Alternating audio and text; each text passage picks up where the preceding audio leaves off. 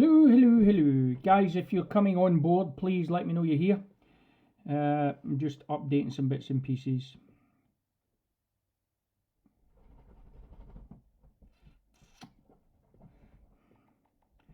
Just may need to make a phone call, so I may mute myself for a second, guys.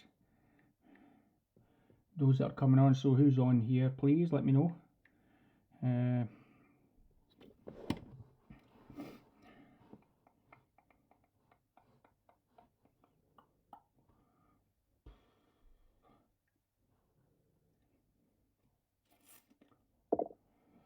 Hi Kim, bloody hell, you're early.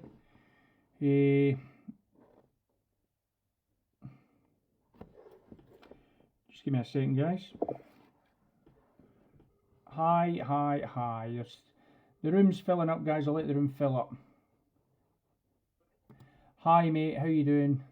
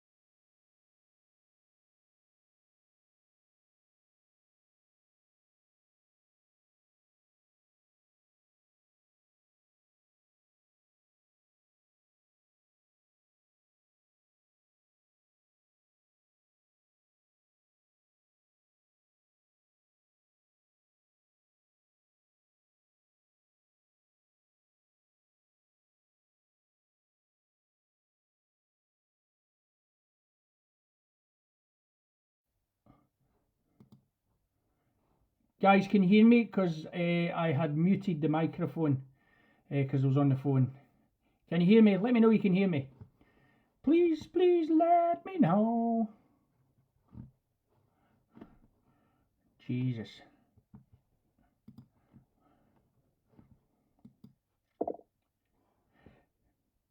Can somebody let me know if they can hear me? Yes, thank you, Donna. Jesus. Yes, magic. Excellent. How is it coming through? Okay, because I was messing about with the microphone there. Unfortunately, I was messing about, guys. As they say, messing about in the river. I've got a full office tonight, so I have Rico down here, I've got Uber behind me, and I've got the Mali behind me as well. So, got them all. Plenty to talk about, so we'll just wait the room fills up, and then we'll go from there.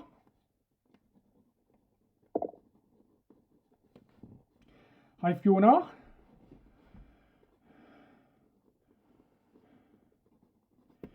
Guys, this is my office currently, if you can see it. Look, 1 mile. A Rottweiler. And a Spaniel. All in the office with me, all quiet, eh? How good is that? So we're full in the office.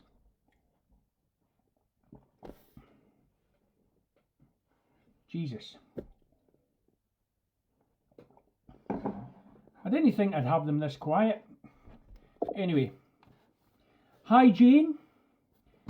You like the view, look. Look at that, Jane. A sleeping Mal. And then, where's the wee guy? Where is he? No, fucking hell. Where's Uber? Oh, he's over there. Uber's on the office couch as per normal. I've got Rico down here. There's a wee guy there. Yeah, we're talking to you, ugly. You comfortable? Oh, here we go. We're all at the desk now because I've woke these up. Right, bugger off. Everyone of you beat it.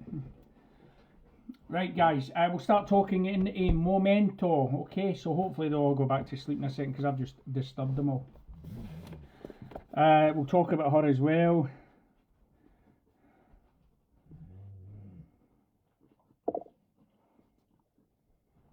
Yeah, that's right, Kim. That's right.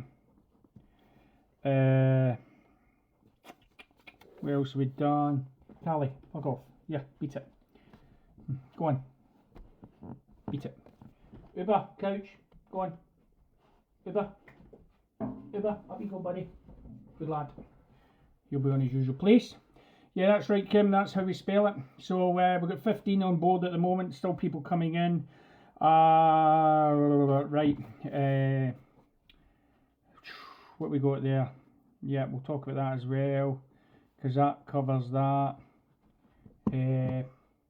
Wait, move it the road. Go on. So yeah, I've got a full office fill tonight, guys. So first thing I'm going to really talk about is obviously well, George, do you have any plans for Carla? Yes, we do, George. We're going to put her on missing person search. Definitely keeping her away from sort of bite work and protection style work like Shoots Hound and IPO and all that. Don't want her going down that route. She's not had the best start, so we want to really focus our brain on something really engaging. So we're going to go down the search route with her, and we'll start incorporating that next week, hopefully. We've got a couple of harnesses, so we'll put them on her and we'll go there. So guys, let's talk about that. So most of you are aware, or most of you should be aware, there was a recent sentence passed in regards to the child death, and the sentence was, one of them, I believe the male got 4 years and the female got 3 years, so a total of 7 years, or male and male. I can't say off the top, I've not had a good look at the article, but I was told that both people combined received 7 years, and that was down to the fact that that dog had killed a child. It was a bully style dog. There is a video doing the rounds at the moment. Who sent it to us? So it was on TikTok and it was on social media. I believe Danny had a copy of it, and other people had a copy of it, and the video footage actually showed that dog trying to attack children and people outside a shop, and some wee herbit, some little dickheads got hold of the lead. Massive bull style breed. The dog is lunging and trying to bite people. It's actually bitten somebody on camera outside that shop, and then it's just some stupid young lads that have got it. They've got it on a harness as well. So those that know about harnesses and agitation equipment and everything else, as the dog is lunging forward, they're pulling back on the lead, and obviously dogs continue to lunge because you're creating what that opposition reflex to bite harder or lunge harder. So that's that. Hi Kirsty. So that's on camera. What you've also got as well, after the dog lunges a couple of times towards somebody, I believe it is, no, it's not a legal breed. It's pit bull style or pit bull type, but not full. But the fact is, the dog's been destroyed now. If you see the camera footage outside the shop, I'll try and find it. Angela sent it to me, and what I'll try and do is send it to you guys. Now, Angela sent it to me. I'll see if I've got it, because she'd a copy it. Where did she send that to me? If she sent it on WhatsApp, guys, is a chance that it will be on my footage. She did send it to me though. Trying to find it.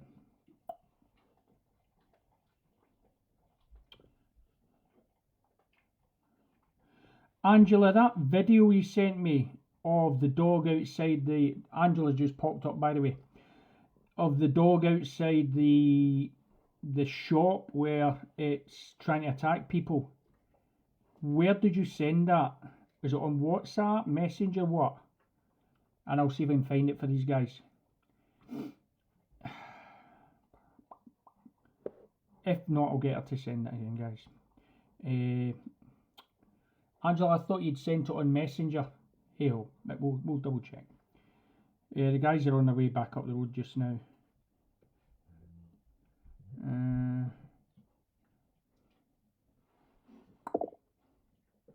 I'll check just now. Okay, no bother. Right, Angela's just checking that video, guys. She did send it to me. Angela, I thought it was on WhatsApp. So, the video actually shows a couple of little dickheads outside a shop, alright? And they've got this dog, and it's lunging and trying to get to everything, guys. And as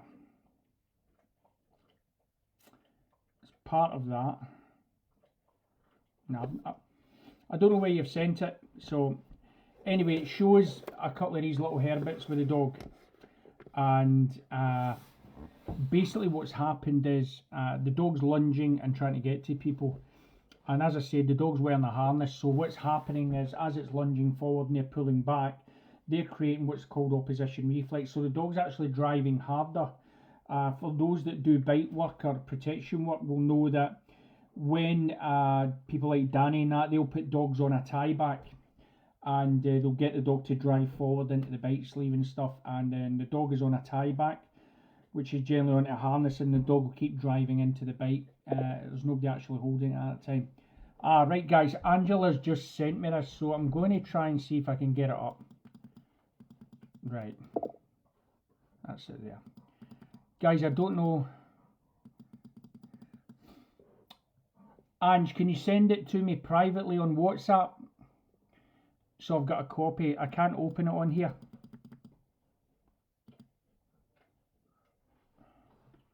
See if I can get this.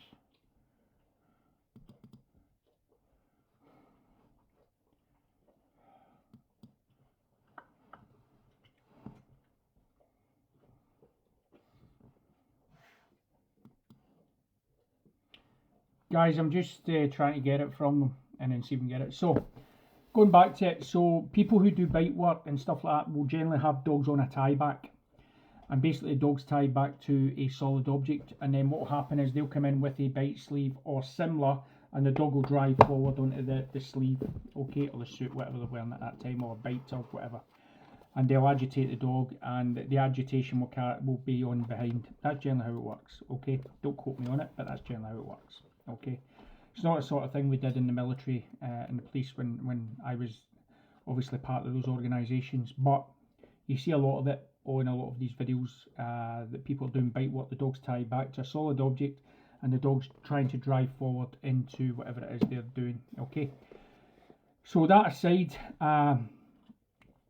the dog obviously strikes out at somebody in the street, and then these young nuggets then take the dog down and absolutely punch hell out the dog's face.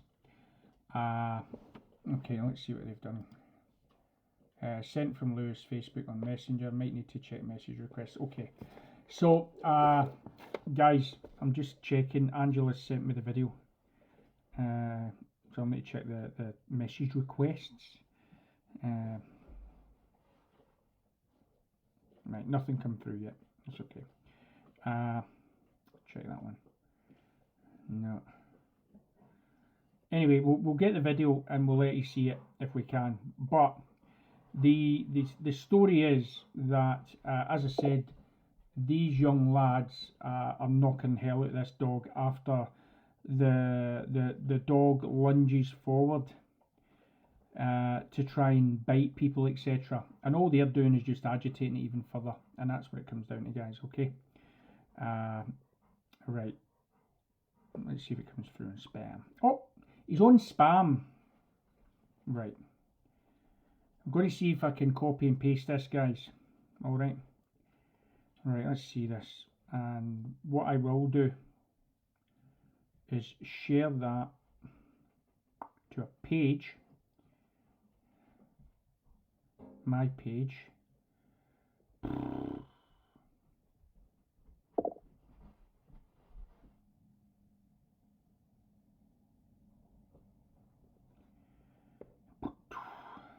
Right. Done. So I'm just checking, guys, if it's on my page.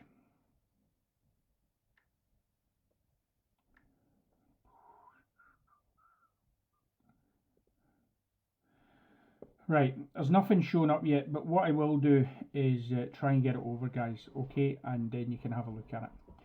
Anyway, that's the circumstances. Okay, so it's a bully style breed, and the dog is then attacked this baby, as you can understand. Guys, hold on a wee second. Uber! Just sort this lot out. Callie in here. Uber, couch. Rico in here, please. Down. Good. Down. Okay. There's nothing worse than a quiet mal. Okay? Because you don't know what they're up to. Okay. So she's scooting about at the moment. So the circumstances, as I said, this dog is then later going on to attack a child and then take the life of that child. And what's happened is the people responsible for that have received a total of 7 years between them. One get 4, one get 3. If you heard a thud, that's a mal just collapsed onto the floor, asleep, hopefully in the next few minutes.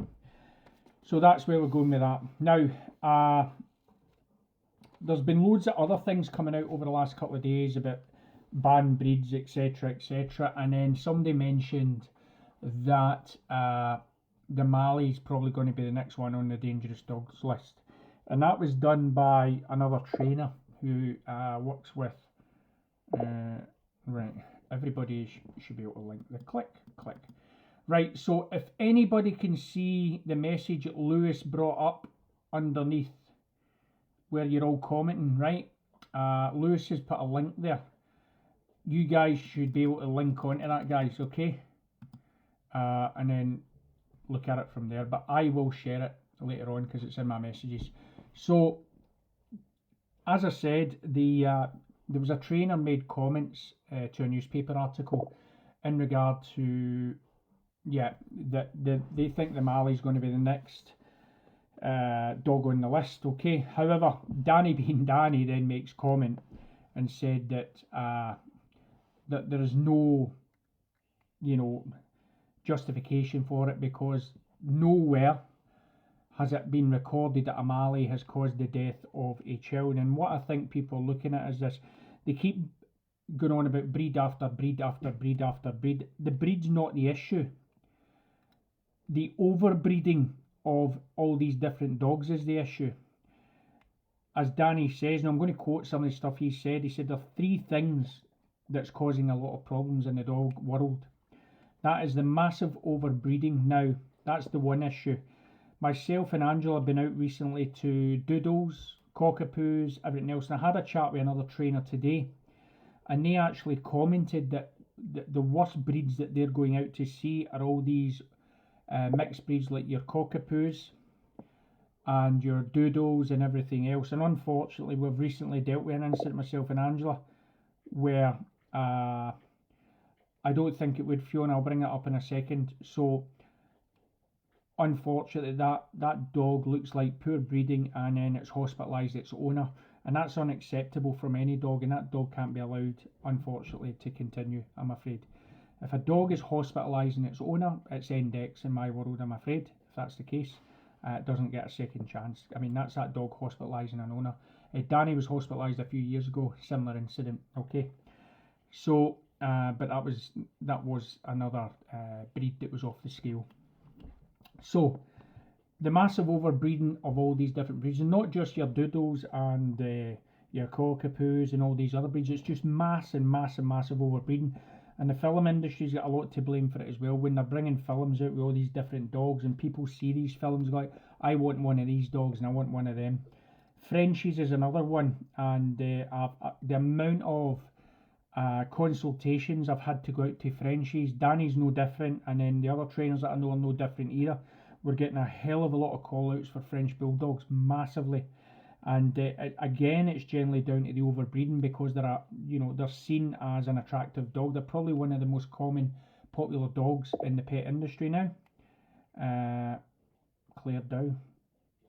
Need to enlighten me on that, Kirsty, that name, Claire Dow.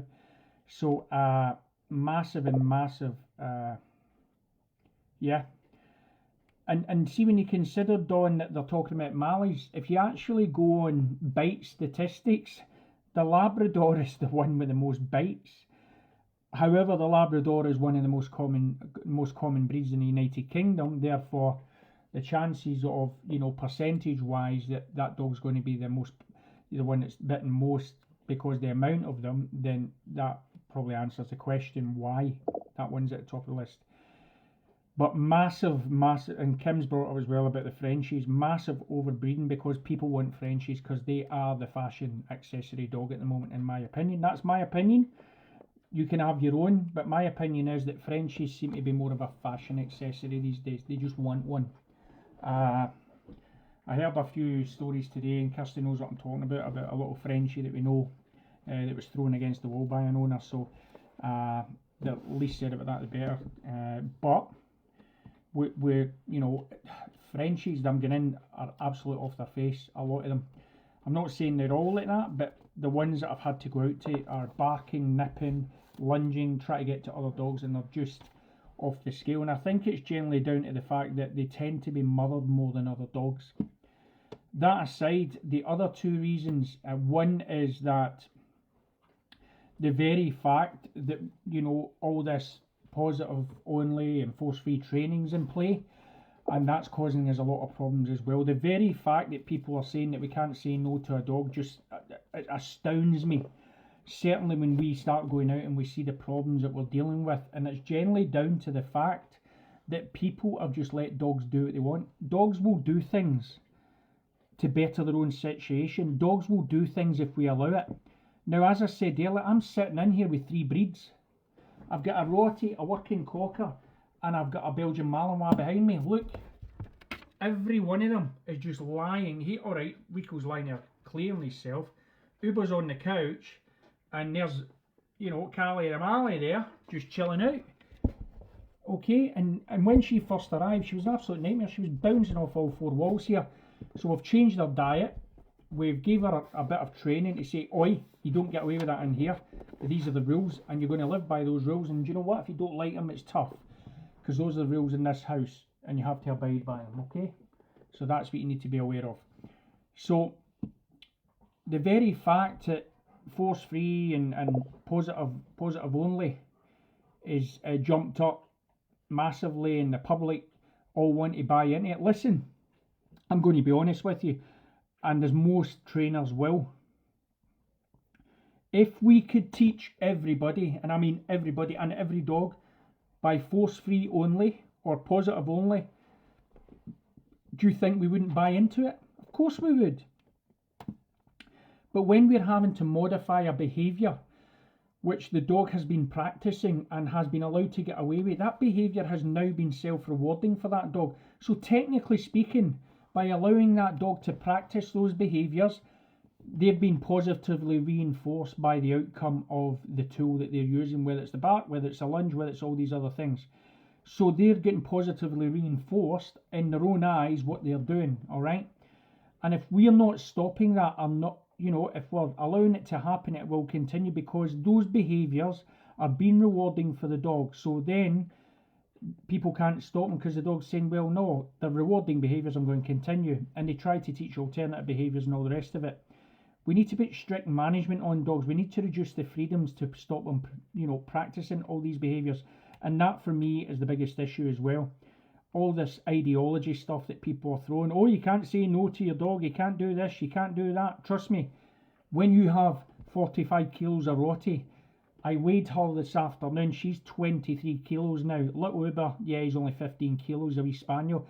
He wouldn't hurt a fly, but he's got teeth, and if he wanted to use them, by God, he would use them. And Callie's ear snapped a couple of times, and she'd been told in no uncertain terms she doesn't get away with that in here. And Rico has corrected her on 2 occasions since she's been here, and she took the telling from him. So he's correcting her for being an ass, alright, and telling her where her place is in this little group that we've got, this little social group. So that's what it's all about. So the other thing is, as I said, the massive overbreeding, the very fact, the force-free ideologies and everything else. Now, Danny did say a third thing. What was it? Changing all to our Facebook. Guys, I'll just double check, because Danny did post it. There was 3 things he covered. I should have wrote them down. So let's have a wee gander at it. Just give me a second, guys. I have no doubt. Wait a minute, I'll bring it up, because Danny's no doubt shouting.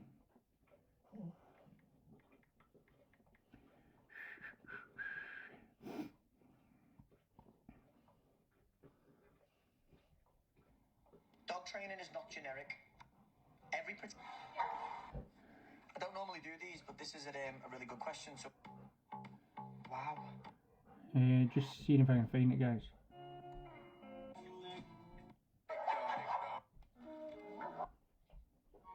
Oh, I agree. There's 3 things he covered.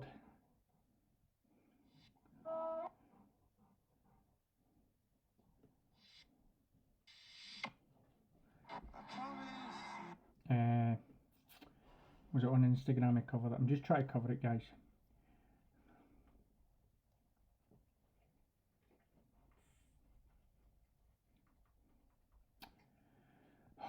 You know how when you're looking for shit?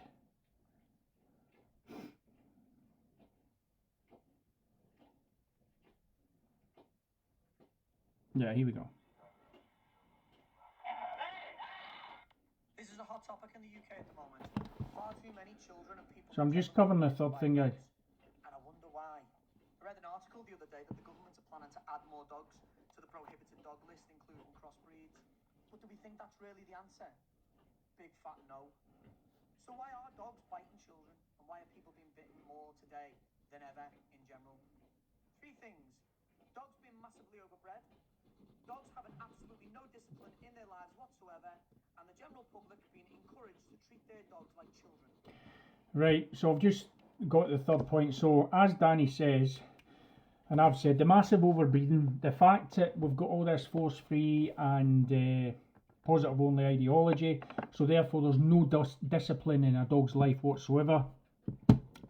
And then the very fact, what he's just covered that and I've just forgot it again. What was it he said?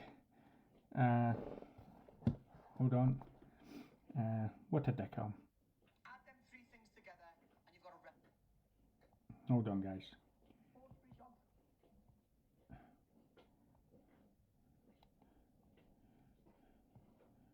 Oh, man. Hold on. UK at the moment. Far too many children and people in general are being bitten by dogs, and I wonder why. I read an article the other day that the government are planning to add more dogs to the prohibited dog list, including crossbreeds. I think you're right, Kim. Oh, Really the answer? Fiona. Big fat no. So why are dogs biting children, and why are people being bitten more today than ever in general? 3 things. Dogs being massively overbred. Dogs having absolutely no discipline in their lives whatsoever, and the general public being encouraged to treat their dogs. Yeah. So yeah, Fiona, I keep forgetting what it was. So the public are being massively encouraged to treat their dogs like kids. That's what it comes down to at the end of the day. They're treating dogs like children. But my argument is that I've gone to some houses and I've said to people, do you say no to your kids? And they go, yeah. And I say, so what's the difference with the dog? There are many houses that I've been to. People are quite happy to say no and discipline their children, but they're treating the children like, or they're treating the dogs like kids. So we'll talk about that in a wee minute. So as I was saying as well earlier, we're getting massively inundated with phone calls from things like Doodles, Cockapoos and Frenchies. And I had another call from a Frenchie owner today. They haven't got back to me. But we have to be honest with these people and tell them what they need to know, not what they want to know, okay? Or what they need to hear, not what they want to hear. I'm not there to... I'm open and honest with people. I'll tell them exactly what route they have to go down. And unfortunately, some people take offence to that because it's like, oh no, I could never do that, or stuff like that. Or, I don't like your tone when you're talking about it. Well, do you know what? I'm in the habit of saving dogs from the massive overbreeding issues, the massive issues that people are treating them like kids and everything else, because that's what it comes down to at the end of the day. Yeah. So I don't know if you can see Fiona's answer there, but have a look at that. So this is what I'll do. And then I look on a post today, right? And a dog's having a birthday party. A fucking birthday party. I'm sorry I'm swearing, but I need to. A dog having a birthday party and inviting its doggy friends. What the actual shit is that about? That's nothing but human emotion, human ideology. A dog having a bloody birthday party. What's that all about? Unreal. You know, dogs are animals. Yes, they might have a yearly birthday party. My little cocker was a year old recently, as you know, and all he got was a chicken carcass thrown at it. And I'll tell you what, that chicken carcass meant more to him than anything else. That was me feeding him. So because his big mate was here, Big Rico, he got a chicken carcass. So they sat in the garden, both of them, and they had a chicken carcass. No bloody birthday party, no stupid hats, no stupid suits on a dog to represent their birthday. Absolutely none. And this is the problem that we're dealing with, okay? Absolutely ridiculous. And I'm sorry I swore, but I fucking have to, alright? So, a bloody birthday party for a dog. And this is the problem. So, Kirsty's on here, and I worked with her dog. I think it's nearly 4 years ago, Kirsty, when I worked with you. And Kirsty was, you know, Kirsty had quite a bit to deal with back in her time, and I'm sure she doesn't mind me talking. Kirsty was taking a child on as under a kindership, and she had Loki, who's a Bull Mastiff Rottie cross. Okay. Now Loki's an absolute cracking dog. 6 years ago, she just told me. 6 years. That's people with no kids. I hope not. Joy, I pity your kids because you'll boot them up the arse. So I don't do birthday parties for the kids. I certainly ain't doing it for my dogs. Right, Kim, you're just a nasty mum though. So I went out to work with Kirsty 6 years ago, and Kirsty had to have an assessment done on Loki. Yeah, he was a bit barking, he was a bit gobby and everything else, and he couldn't walk down the street, and he would lunge and bark at everything else. But now here's the thing. Kirsty phoned one trainer up, and I'm ashamed to call her a trainer. In fact, she calls herself a behaviourist. And you know what? I'm going to name her. Alright? I don't normally name people, but this girl needs named. It's Elaine Henley. Alright? Calls herself a behaviourist. I've got experience of dealing with dogs after Elaine Henley's been. This is the type of person that will go and sit and smoke a cigarette in front of you and tell you that your dog's A, B and C, and then won't even put hands on your dog and deal with the bloody thing. She didn't even attend Kirsty's house. Kirsty spoke to her on the phone, and basically she gave Kirsty a death sentence for her dog Loki. She issued a death sentence. Kirsty told her some of the issues she was having, and without even seeing that dog, this person had already signed Loki's death sentence. She'd said, if I had a dog like that, I would send him to Carstairs if it was a human, if I remember, okay? And Kirsty will probably confirm that if I got it right. She then had another trainer come down from Glasgow, somebody we all know, somebody that's touchy-feely, okay? Stands in a park and throws hot dogs about. I don't need to say any more on that. He wouldn't get near the dog without a muzzle, okay? Now, I don't mind people if a dog's a bit naughty and they won't get near a dog unless there's a muzzle on. That's fine, that's safety. But when I arrived, Loki was in the bedroom kicking off, okay? And I said to Kirsty, where is he? He's in that bedroom in there. I went in and got him, and I put a lead round him, and I brought him into the living room. And Kirsty was just sat there with her mouth wide open, and I walked into the living room with Loki. Walked him round a wee bit, gave him some food, and then I was kneeling down beside that dog. And I thought Kirsty was going to burst into tears at one stage. And this is the funny bit. She was on the phone to her dad at the time when I walked back, and Kirsty will remember this. I remember this job distinctly. This was a cracking job to deal with, absolutely brilliant. And Kirsty was on the phone to her dad when I walked back into the living room with Loki on the lead. No muzzle, nothing, absolutely no. And I was walking him up and down, stroking his head, sitting beside him, just giving him both of us had gained a wee bit of trust and respect from each other. And I gained that through a correction to Loki, because I said to him, I'm not standing for your bullshit, alright? This isn't happening. And I says to Kirsty, everything okay? She said, I'm on the phone to my dad. I said, everything all right? Have I done anything wrong? Apparently she was saying to her dad, there's a guy around here, all he's got is him in a lead and he's away to get the dog. So I think they were expecting me to come back minus a couple of limbs, all right.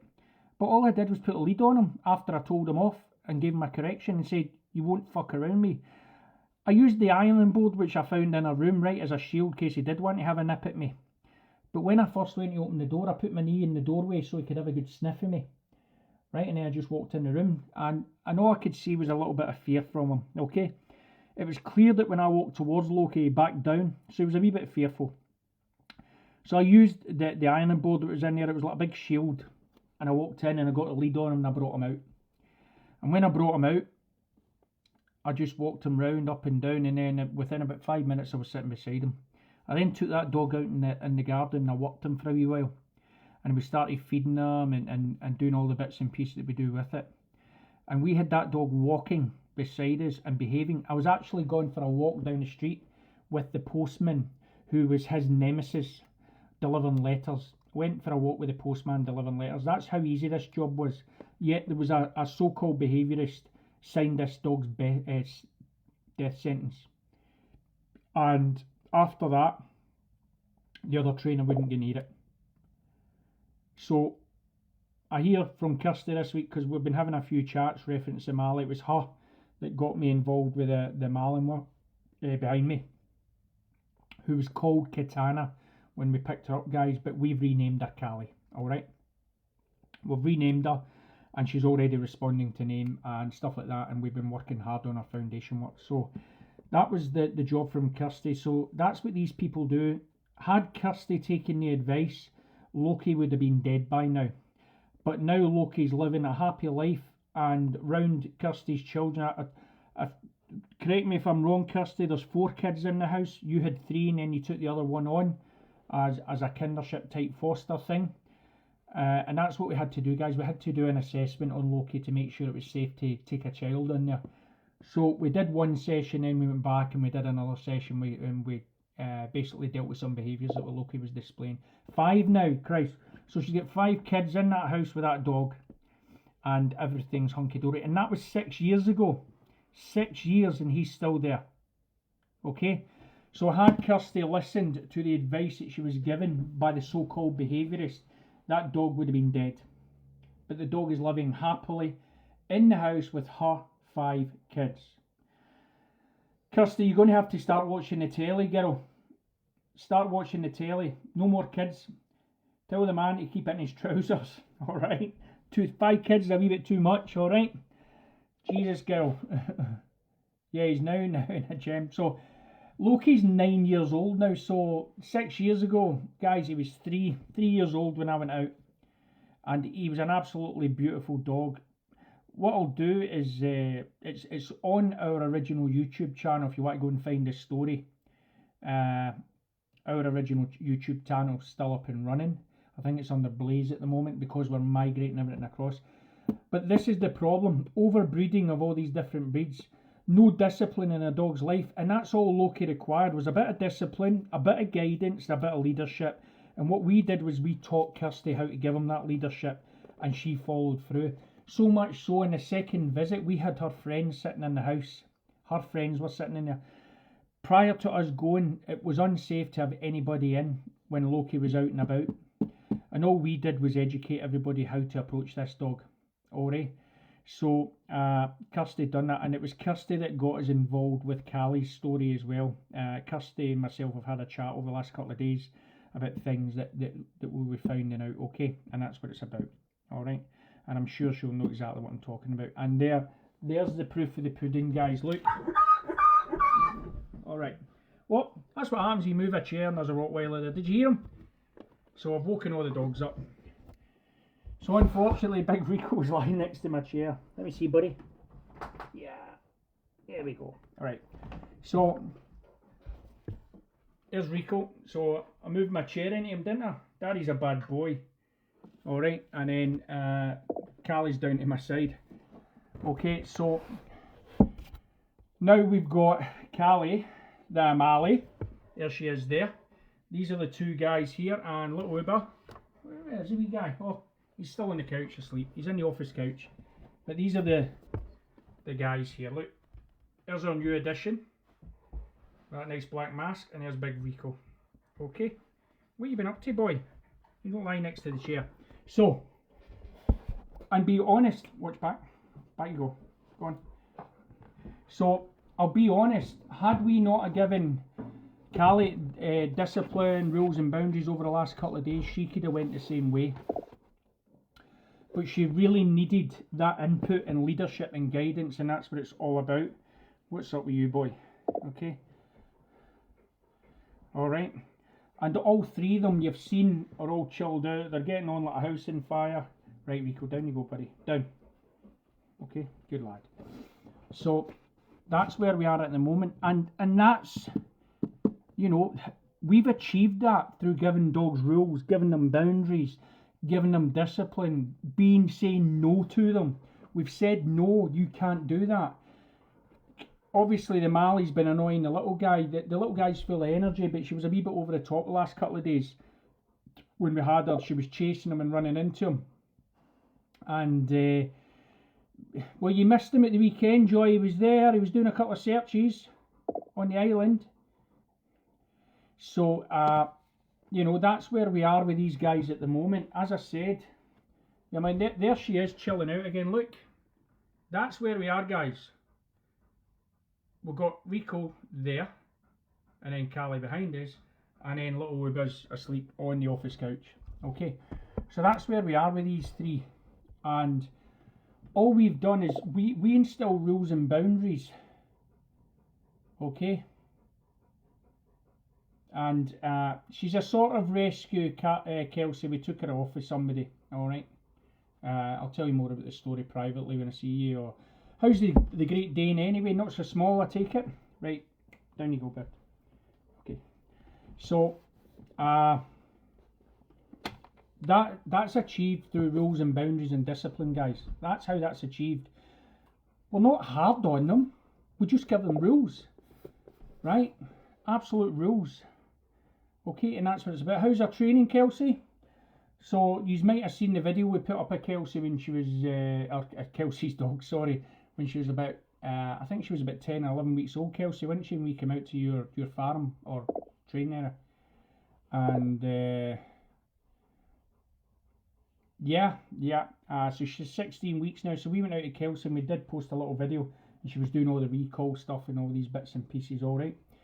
And that's where we're going with it. So, like I said, guys, the overbreeding of dogs. Dogs getting treated like children, okay?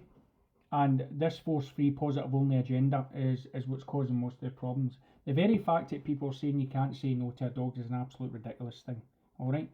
This is why dogs are getting away with it so much. Now, I'm not saying don't use positive reinforcement. Absolutely, we use it all the time. Anybody that watches our videos will see that when we do engagement, we do foundation work, everything like that is through positive reinforcement massively. But there becomes a time when the dog basically does that to you and says, I'm not doing it, even though they know it. Okay, there might be something more appealing. And that's on sometimes when you have to say to the dog, oi, I'm speaking to you. You will do as you're told when you're told. But you've got people saying, oh, we should never tell dogs to do, we should ask their permission, we should, what was the other one that I heard the other day? They haven't, what is it they were saying? I'll think it in a minute. Right, so I'll come up with, I'll think of the word again in a minute, guys, but you know, that's what it was all about, that the dog hasn't really given you permission to tell it to do something. That's the sort of shite that's coming out. Mental. Right? Mental. Absolute mental. Alright, so consent, that's it, Dawn. Dawn's just remembering about there. People are saying that dogs are not giving us consent. Holy shit. So when you're trimming their nails, or when you're telling them to do something like a sit, a down, a come, anything, they're saying the dog's not giving us consent. This is the shite that they're coming up with, guys. Why do I see a Mally tail? Yeah.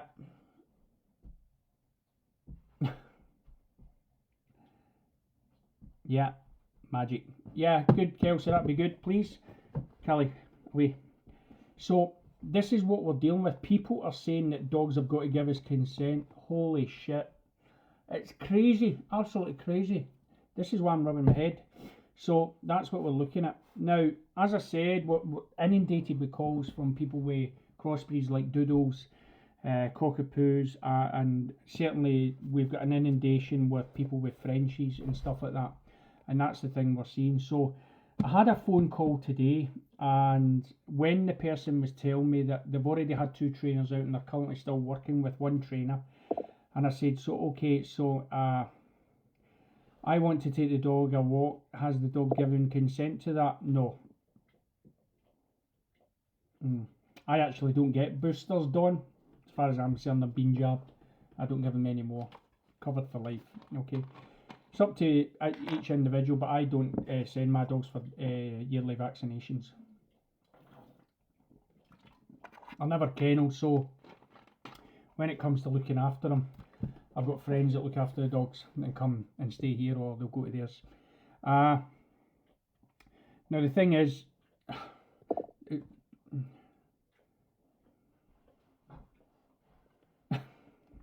so this is what I mean. So Kim's just brought a point up there. I want to take the dog a walk. Has the dog given consent to that? Fiona, I took the dog to the groomer today, and boy was she pissed off at me. So this is what I mean. You're getting some groomers there that are coming out and saying they're force-free and positive only groomers and shit like that. There's nothing force-free about it. You're taking the dog's hair off. You're clipping its bloody claws. You've got the dog on a noose on a table to stop it moving when you're using scissors and trimmers and clippers. Christ. And then you put it in the bath, and if it's trying to go out the bath, you're going to try and keep it in there. Or are you just going to let the dog jump out the bath and run around the groomer's studio and then try and get it to put it back in? I don't get it. Common sense has gone out the window. So as I said, I got a call today. Made contact with the person, and then I said to him, look, you've got 2 trainers. What have you done? Da da da. And the dog was pissed off, not the groomer. So like I was saying, the phone call today, so we're discussing it, and this person, because their dog barks in the house and barks at the window, they've been told to put frosted paper on their windows. They have been told to put frosted paper on their windows so their dog can't see out. They are changing their lifestyle to suit the dog, because the dog is barking at the window and a trainer has told them to put frosted paper on their house windows. So when I was told this, I went, what?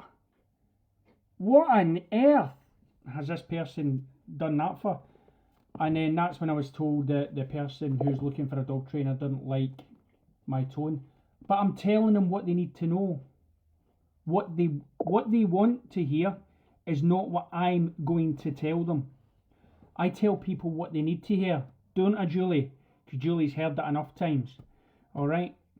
Because she's got a lab that I would take off her hands tomorrow. Right? So, I'm not allowed any other dogs actually, because Anne just calls me a crazy dog person.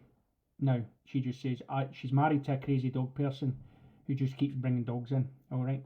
So, yeah, Julie says I've told her enough.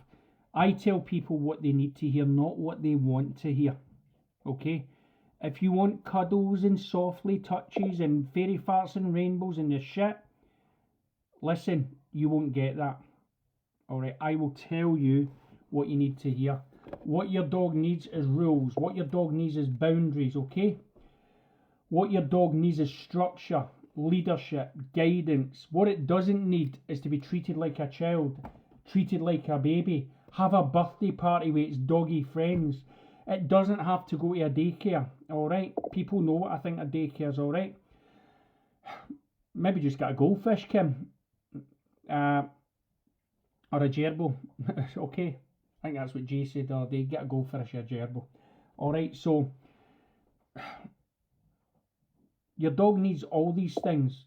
It needs discipline in your life. You need to get up in the morning. You need to walk the dog. You need to feed the dog. You need to train the dog. If the dog's eyes are open and the dog's breathing, the dog is learning. So what are you teaching it? Okay?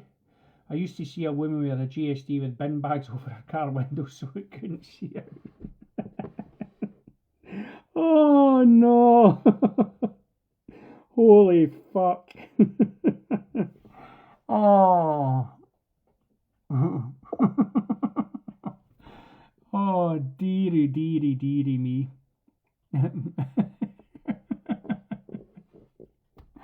Oh. All right. So, as Dawn just said, she saw a woman driving about in her car with bin bags covering the windows so the dog couldn't see out. This is the things that people are being told to do. Listen, why don't you just stop the dog barking? Give it a consequence for doing stuff it shouldn't be doing. If it's barking at the window, manage it, micromanage it, don't let it look out the window. Put it on a bed, put it in another room. But covering your windows and your car windows, dear oh me, this is what you're dealing with, guys. The dog is a dog, an animal. If you treat it anything less than a dog, you're dishonouring it, sorry. That's really where it comes down to. Anyway, that aside, okay. So let's talk about the mess behind me. Huh. You could just see her arse end, look. Right, okay. See, there she is there, down the floor. What do you want? So, the old boy's feeling sorry for himself. Right, Rico, watch. Come on. Move the road. So, so the story is, guys, okay? I'm going to tell the story. Alright. So, we did the water spray and I was when barking. Yeah. And did it work, Donna? Did it work? Did you create an aversive? Yeah. And the dog stopped barking. So, you know, that's what happens. So, let's talk about the Mali. Okay, so a few weeks ago, myself and Angela went down to deal with the owners of the Mali. Okay. They've been teaching it to bark at people and stuff like that through a watch command, and this is when they sent it away somewhere and they paid £1,500 for it. I know for a fact that the £1,500 didn't come out the guy's pocket, okay, from what I'm hearing. So it was sent away for 4 weeks and it came back. It was barking at everything that moved. Barking at people, barking at dogs, you name it. Okay? There's not a nasty bone in her body. When she's with people, she's all over us, alright? And she's all over everybody she's met. So anybody she's met will know that. Okay? She was over at Seamus and Angela's today, who are in the business with us on the admin team. And then Angela's been working with her over the weekend. And she was round at my friend's earlier on. And she's basically doing really well. Okay? So we went down a couple of weeks ago, and when we were en route down, we phoned the client's partner up and said, look, is your partner ready to go? We're on the way, etc. No, he's not out of bed yet. This appointment was booked for lunchtime, guys, and we had just left at 11 o'clock, and the person was still in their bed. That, for me, straight away was a red flag, okay? Because this person isn't taking responsibility as far as I'm concerned, alright? Yes, the person has got health issues, but that's of his own making, from what I understand, okay? So I'm not going to delve too much into it. So when we arrived, we looked at some of the behaviours and they weren't that bad. Nothing that a quick correction won't sort out, okay? We took her out, did some bits and pieces, and then the person who owned her at the time said, oh, I don't know if I'll be able to do this. You can tell you're able to do it, etc, etc. Alright? And I said, this is about you building a relationship with this dog. The dog's got no relationship. So went through engagement and all these types of stuff, but the person just wasn't getting it, alright? That was on the Wednesday, I believe, that we were down there, okay? Because I remember us coming up and talking about it. So we left a training process in place, myself and Angela, and then we come back up the road. And then on Sunday, those that know, Anne works for the ambulance service, so she was on a night shift on Sunday, I believe it was, or a back shift, a late shift anyway. She was starting late afternoon. I think it was like a 4 to midnight or something. So I said to her, look, let's go for lunch. Well, we're down having lunch, and then I got a phone call. Said owner was greeting his face down the phone saying, can I come and get her because he couldn't cope and everything else, okay? So I said, look, I'm out with my wife. I'll be down on Monday. this is how it's going to work. So we'd arranged to go down before 12 o'clock on the Monday morning because Anne had the day off. Angela was going to come and I was going to go and we were going to pick the dog up. We were prepped all the paperwork, everything else. It was a case, get down there, bring the dog back and start working with it straight away. But we received a text saying that he'd like to try for another week to see if he'd get it. So I said, yep, okay. Angela made a comment saying we'll be lucky if this gets to the end of the week. So we're having a meeting on Wednesday last week about lunchtime after we'd viewed a new training building premises, and we're having a meeting with some of the directors, and then we got a message saying can we come and get the dog because it just wasn't working out. Okay, so we immediately came up to the house. Angela came over, we had all the paperwork ready and we just went. As soon as we arrived, we went and I grabbed the dog, put the lead on and took the dog straight back to the car, so the dog is no longer in the house.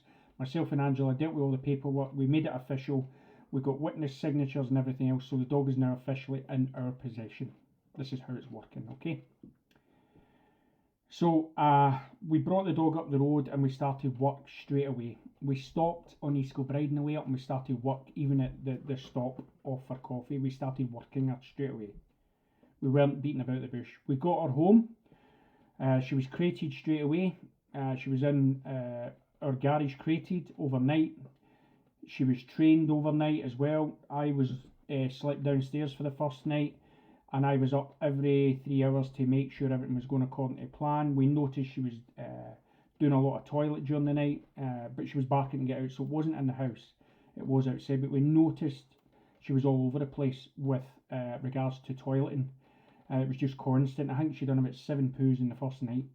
Okay, so we knew the diet was an issue straight away, so we changed her diet and it's now a lot calmer, not better. She doesn't eat after 5 o'clock at night. She trains from 6 a.m. in the morning, 3 or 4 sessions. The wee guy just over there just laid down on the office couch. So she's been training 3-4 times a night, a day, sorry. She gets fed from the hand by her own food through the obedience training, and that's what she's doing. I took her down the local park today. I did some training at distance. We know she's got an issue with footballs and balls and stuff like that, so we're going to withdraw all that. Okay, so it looks very much like they've been getting her to chase a ball because she's massively ball driven, and we can't have that. Okay, because there was kids playing at the park earlier. She was on a lead, and I noticed she was so fixated on the ball. Okay, so we had to sort that. Like I said, she's been training. All the dogs have been getting fed by hand anyway, although the first meal they get in the morning at the moment is raw beef, beef chunks. So each of the dogs gets a couple of 100 grams of that, and then later on they're working for the rest of their food, which is Marcus meal dry kibble. So they're working for that right through the day. Hence the reason why I've got 3 dogs crashed out currently here. Alright. So that aside, we got a message from the last owner today saying he wanted her back, and we've said no. Okay, said he's changed his mind and it was rash and this and that, but we're not giving him back. And the reason we're not giving him back is there are more issues being identified each day as we speak. I've done some homework, and those that know my past, I'm an ex-cop, police officer in Police Scotland, so I know people that gave me the information that I needed. And for those that want to know anything else, like Kim and that, I'll send you a message and you can look the facts up for yourself. The person's got a conviction for various things, pretty nasty person. Okay, so under no circumstances will we be allowing that dog to go back. They can take us to court, they can fight us, but we're not doing that. Okay, they can fight us all the way, it's official, and we'll just disclose everything that we've come across. And it's not nice, I'm afraid to say, but she's in a better place now, and that's what it's all about. We're going to get her to a place that we need to get her to. She's a good addition to our search team, okay, because we're going to start her on that, and we started on some Kong searching this week, so she already understands she doesn't bite the Kong, she touches it, and that's what we've been working on. Okay, so she's already doing that, and that's where we are. So that's the story on her so far. As I said, she's doing really well. She is asleep behind us, as you can see. There she is there, the back end's there. Little Uber's there, he's on the office couch, and the big guy's there as well. So you see what you can have if you put that that thing in place, that nice quiet. Yeah, it did Kim, but I'll send you a message, and then you can go and look yourself. Anybody that wants to know about this person, her nose is amazing. What causes black, Lewis? Lewis and Angela are down south today. I've been on the phone a couple of times with them today. So we've been doing bits and pieces, and they're down there and they're on the way back at the moment. How far are you up the road I used to? Last time I spoke to you were at a service, you were in Manchester or something, and then you were still coming north. Where are you now? Or have you still stopped? Angela, get Lewis to take you a nice wee hotel or something on the way up. Accounts and pages. No.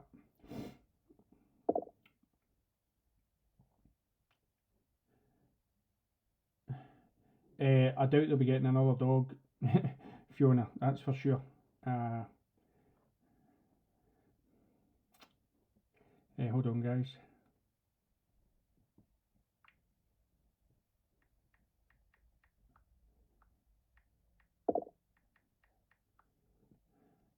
North of the border. Where are yous? Where are yours?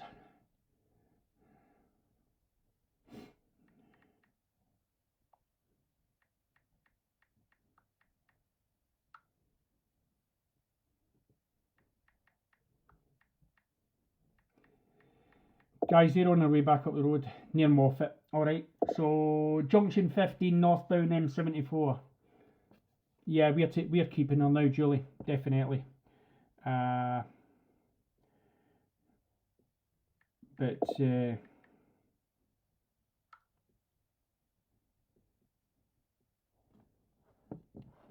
yeah, like I said, we're going to use her, Dawn, in search. We think she's got a good nose. When I was up at Sam's doing the 2-day course up there, that's really sad.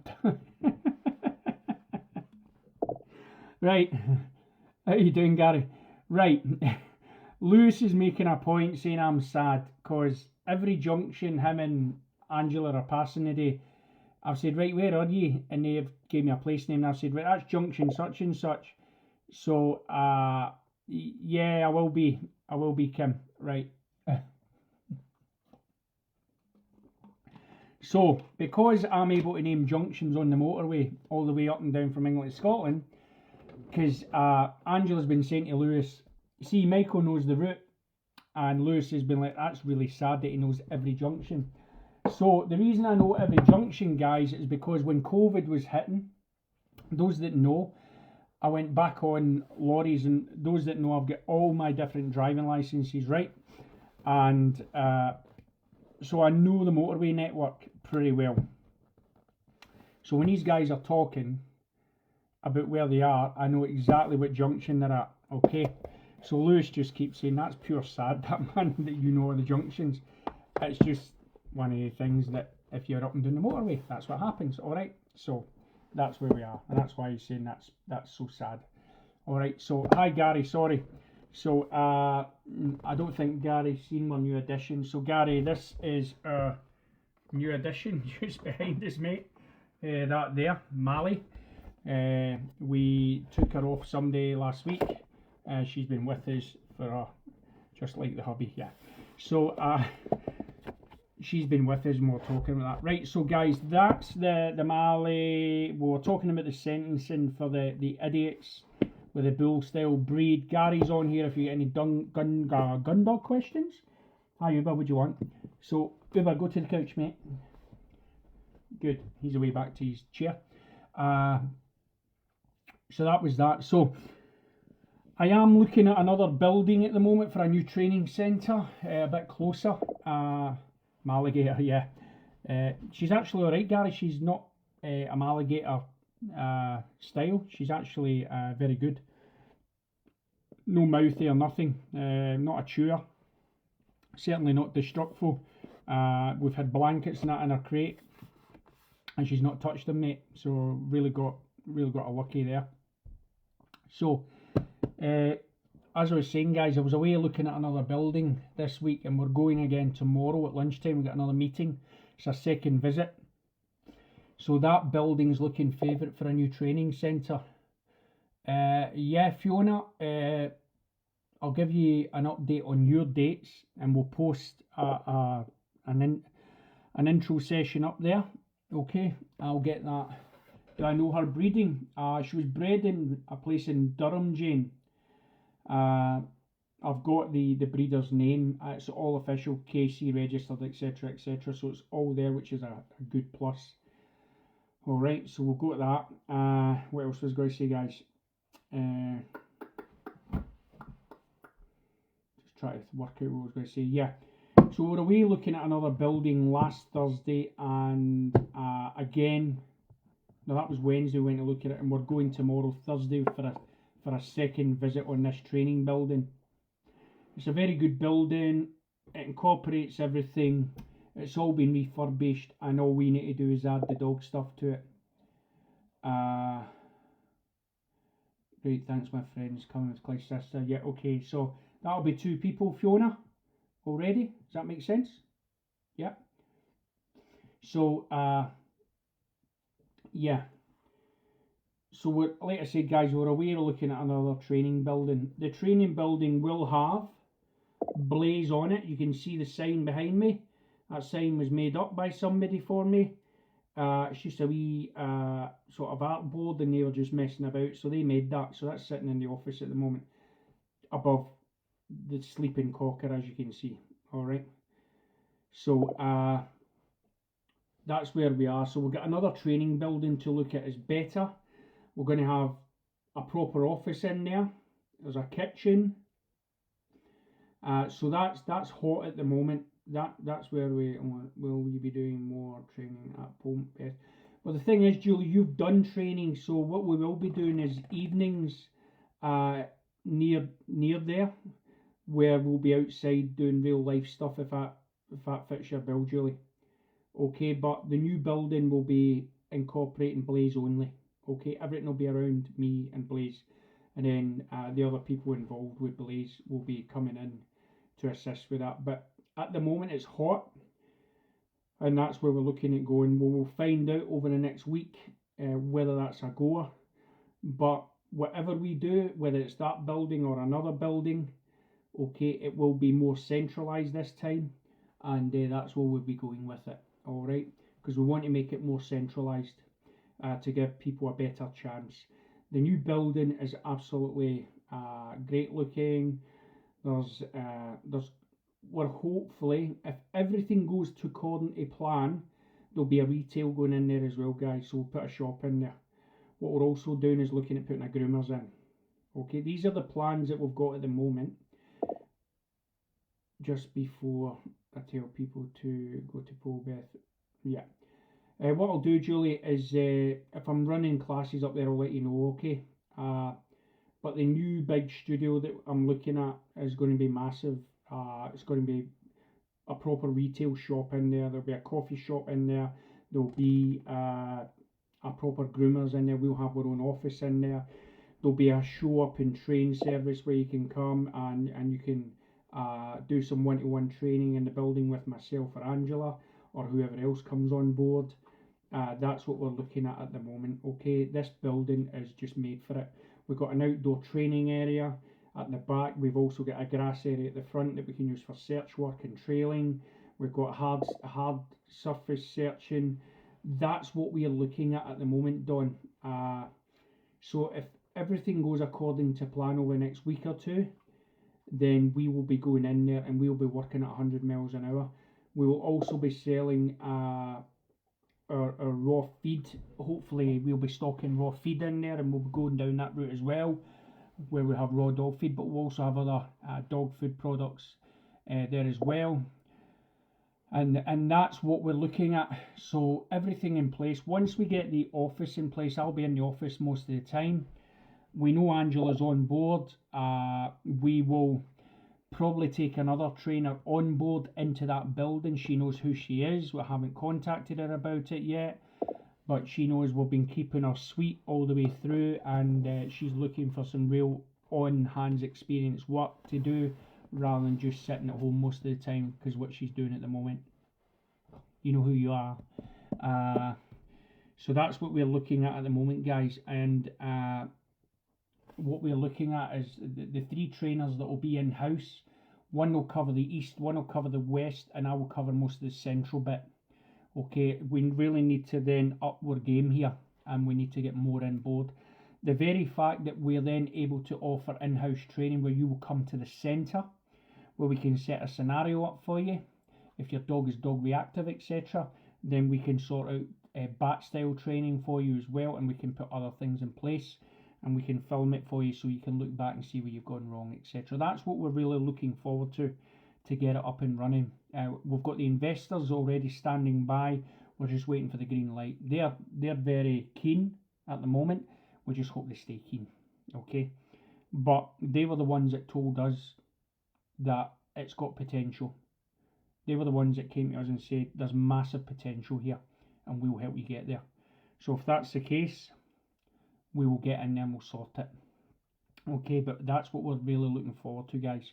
This second centre, when we open it up, will be in the Airdrie area, so it'll be sort of central between both motorways, both you know, the M80 sort of thoroughfare. It'll be close by the major towns. It's between Edinburgh and Glasgow.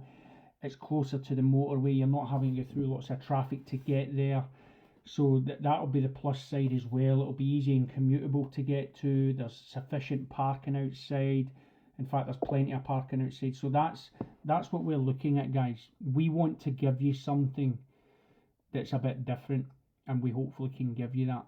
And what we're also looking at do is start running seminars there. We're looking at bringing other trainers from the USA over. We're going to invite them and hopefully get them in-house. Once they're in our house, that'll be it. We will give them the training facility to use, and that's what it will be about. If your dog's in the groomers and you want to stay, this is the idea that we have. If you bring your dog into the groomers, rather than just drop them off and go away, you can come in, sit down, have a coffee. Jesus. So that's an ethical thing, Jane, as far as I'm concerned. If they're refusing to treat a dog just because they style a collar as well, I would call their ethical approach into question.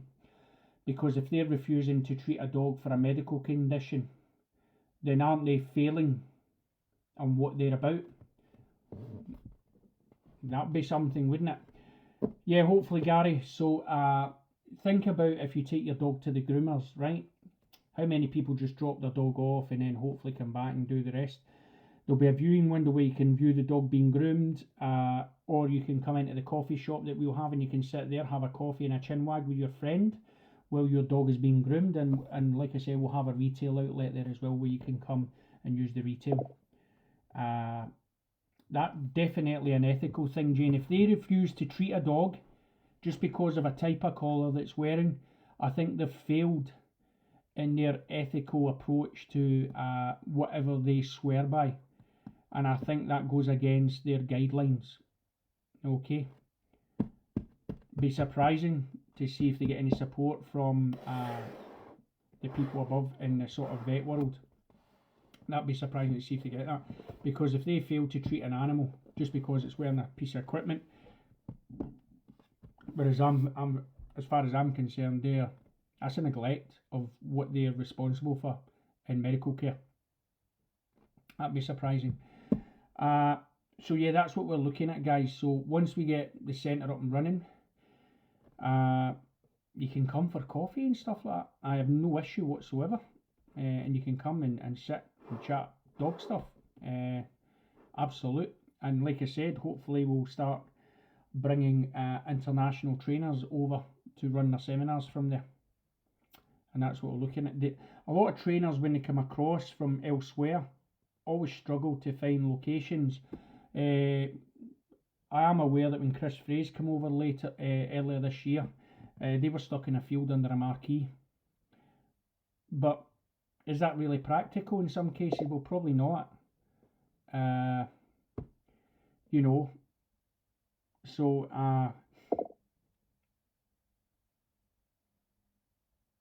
yeah, definitely, Susie, we will be adding more video. I'm just waiting for the video work to start. I did a couple of videos myself the last couple of days. I'm going to edit them, hopefully today, or tonight, or tomorrow, and we'll see where we go. So that aside, guys, here's the other thing. I have a 5-year plan in place, where for the next 5 years I'll be concentrating on building the business.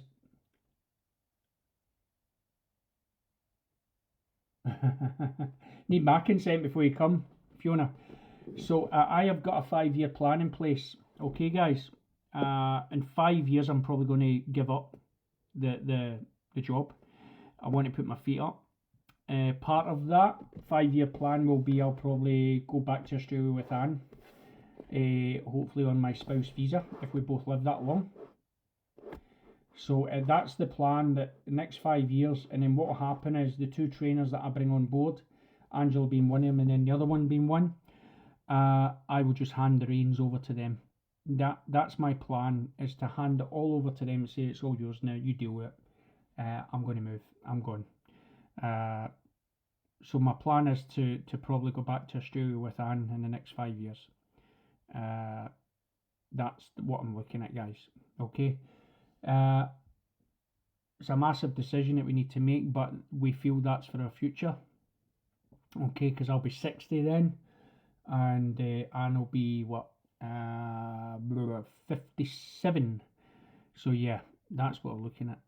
Yes, we can have a day out with our dog's chips. And will there be no, there won't be doggy cake. There'll be cake for you. In 5 years, Kim, we're probably only going to have 2 dogs. The big guy's 10 and a half. I can't see him living till I'm 60. No pressure, but she's looking forward to it. Tell her to pull her finger out loose. Tell her to pull it out. That's the 5-year plan anyway, that I will disappear. And then Angela can have it all. She can have the lot. Angela said to me a couple of weeks, don't know, about a month ago, I think.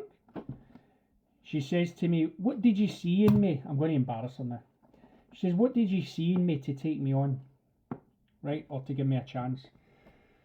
And sometimes I see things in people that I think, you know what? Somebody's got it. This girl's just got it. She just gets it.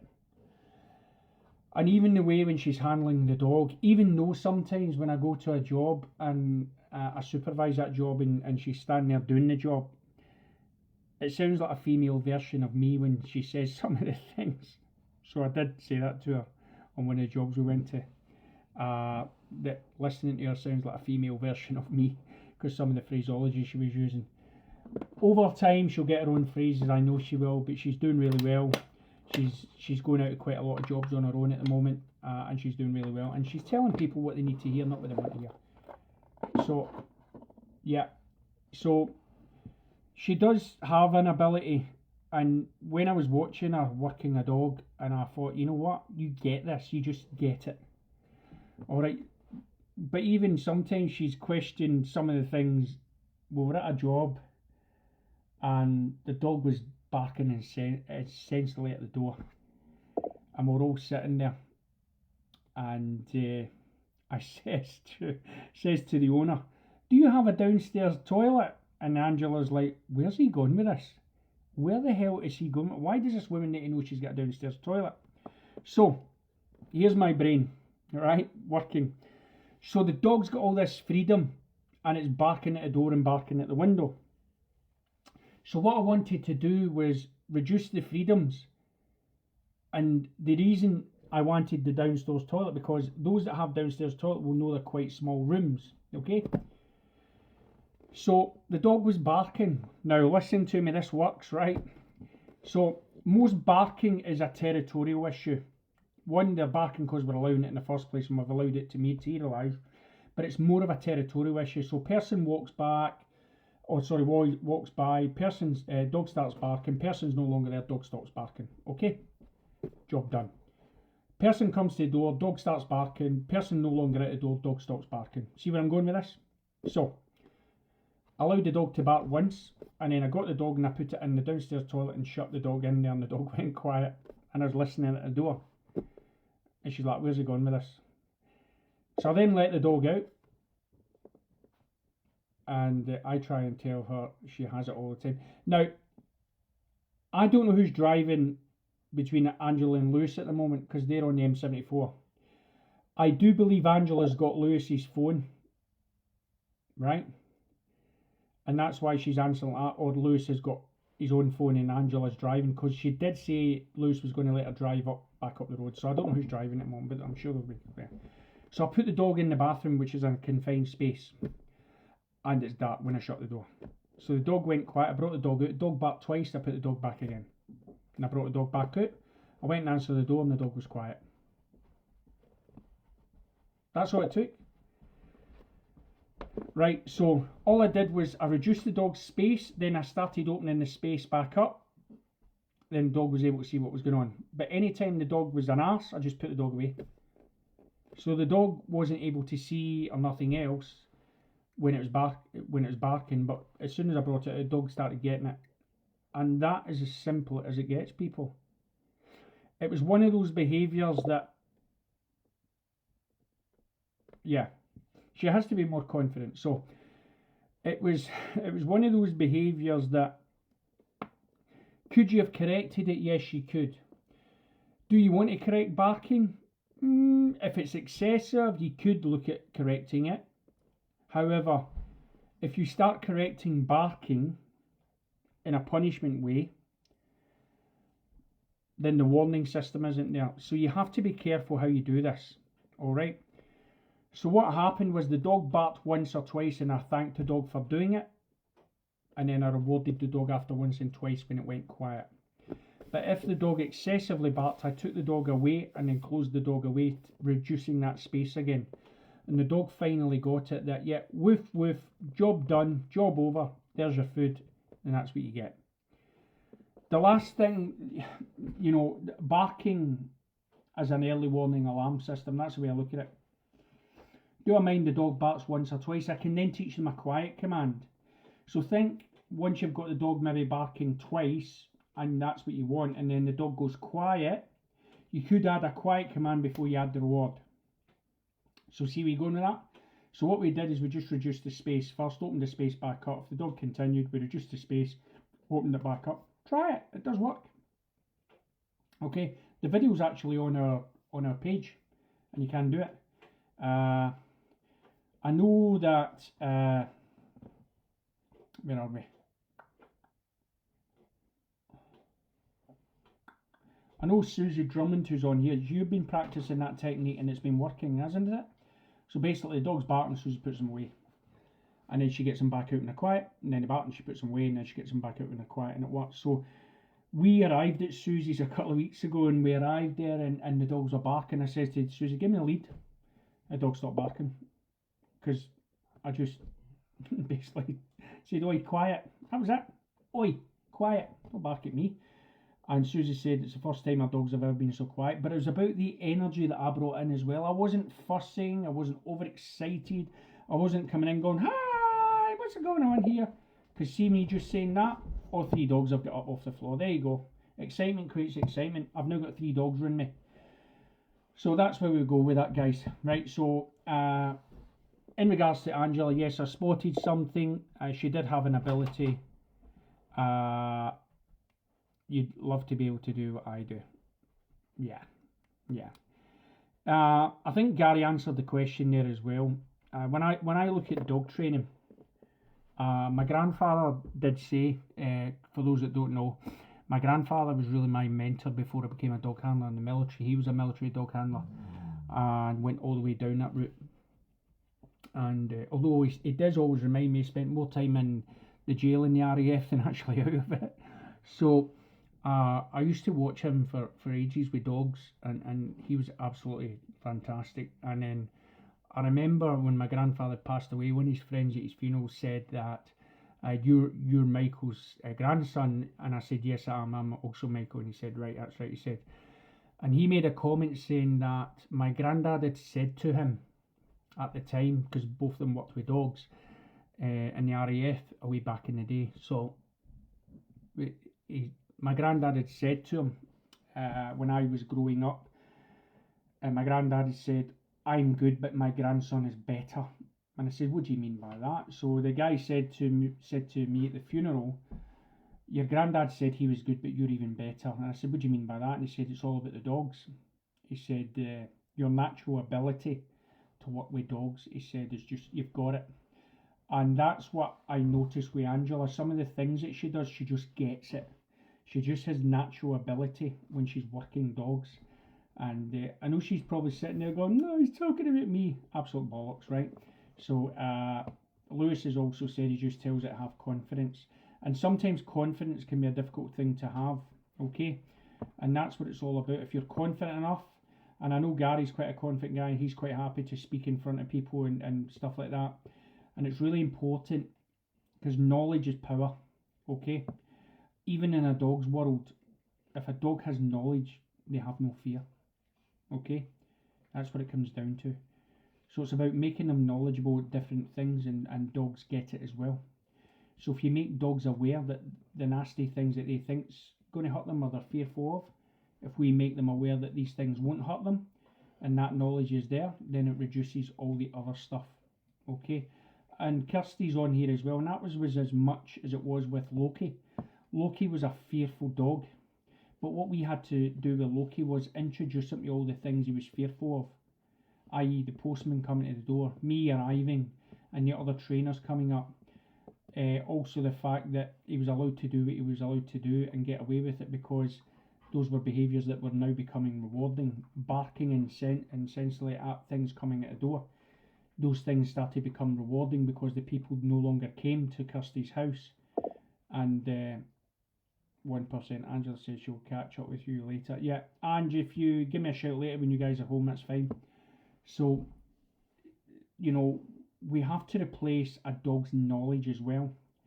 And how we do that is our knowledge, and we pass our knowledge on to the dog to say, do you know what, we're going to take you through this, we're going to lead you through it, and we're going to guide you through it, and this is the best way possible how we're going to do it. People sometimes say, let the dog make the decision, but I'll tell you now, dogs are shite decision makers in some cases, okay? Yeah. And as Gary says, you know, they pick up on confidence.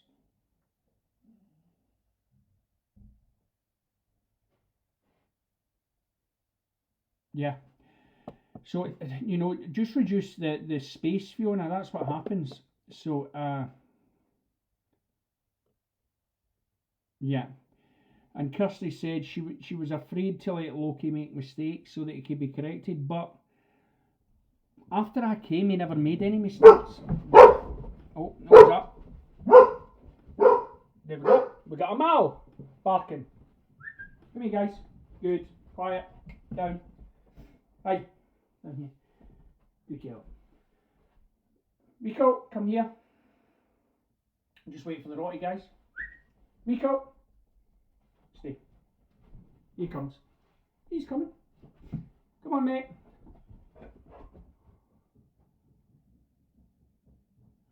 There we go. All the dogs are quiet. Magic. Good girl. Thank you. Yeah.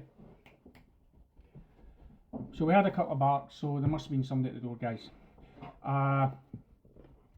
So that's... I don't have a downstairs, so the kitchen was a gave it a surprise. Oh, right, magic. Yeah.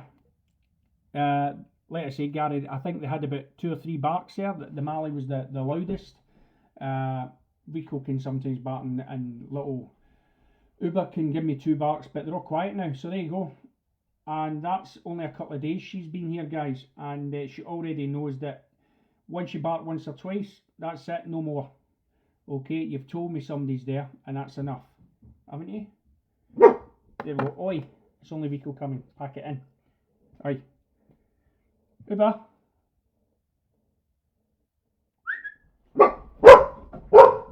Yeah, come here. Good lads. Come here. Good. Well done. Thank you. Quiet. Thanks a lot. Alright? Good. So, that's what it's all about. So we've now got a quiet Mal here. Look. Oh, black mask. Aren't you? You've warned me. That's fine. Okay. Oh, come here. Come here. So clearly there's something going on outside. I think what it is, guys, a lot of people putting bins out at the moment for tomorrow. So that's it. She's been told. No more. Aye. Quiet. You wouldn't believe she's looking in the mirror at herself. Right, shut up. Oh my God. She's just looked in the mirror and seen an image of herself, and now she's growling at herself. Oi. Pack it in. It's you that's in the mirror, you clown. I don't believe she's just done it. She's looking in the mirror and can see an impression of herself. Oi, pack it in. There's no need for it. No more. Alright? That's what she's doing. We've got a full a 6-foot mirror on the front of the wardrobe. Oi! And she's looking at a picture of the dog in the mirror, which is her. And she's barking at that dog in the mirror. Crazy. Right. Anything else, guys? We're going to head because Anne's due home soon. She's on a back shift. She finishes at 9, so she'll be coming in the door soon. Any questions before we go? Hey. Come here. Come here. You good girl? Hey, where's Uber? Uber? So I've got 2 of them here. Rico's downstairs. Here he's coming. Oi, that's only him. Okay, good. So we've got the whole gang back up again. And I'll need to get these guys out. Okay, so no questions, guys. Thanks for watching. Thanks for joining us, and we'll catch up with you soon. I need to get these guys out. Thanks for watching. Bye for now.